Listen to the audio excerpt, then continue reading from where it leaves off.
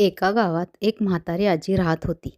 एक दिवस तिला दुसऱ्या गावी काही कामानिमित्त जायचे होते. जाताना ती शेजारणीला सांगून जाते की माझ्या घराकडे लक्ष ठेव आणि शेजारणीला चावी देऊन म्हातारी निघून जाते. म्हातारीच्या घरी भरपूर धान्याच्या बोरी भरून ठेवल्या होत्या.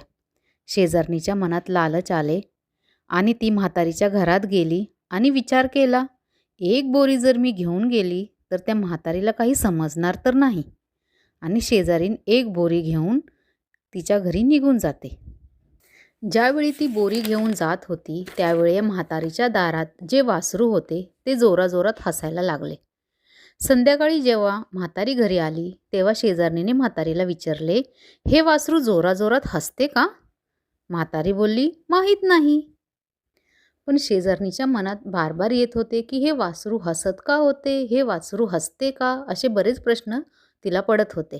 मग ती त्या वासराजवळ जाते आणि त्या वासराला विचारते की आज तू दुपारी हसत होता का? त्यावर ते वासरू म्हणाले, हां, मी हसत होतो.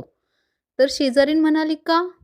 त्यावर वासरू म्हणाले, मागच्या जन्मी मी ह्या म्हातारीचे 500 रुपये उधार घेतले होते आणि मी ते तिला परत दिले नाही. त्यामुळे मला मुक्ती मिळाली नाही आणि मी ह्या जन्मी म्हातारीच्या दारामध्ये वासरू बनून उभा आहे. आता जेव्हा मी मोठा होईन आणि ह्या म्हातारीचे 500 रुपये उधारी फेडेन त्यावेळेला मला मुक्ती मिळेल. आणि तू तर चोरी केलीस, आता विचार कर, तुला तर काय काय भोगावे लागणार. हा विचार करून मी हसत होतो. त्याचप्रमाणे आपण जे काही कळत नकळत कर्म करत असतो त्याची पूर्णपणे आपल्याला परतफेड करावी लागतेच.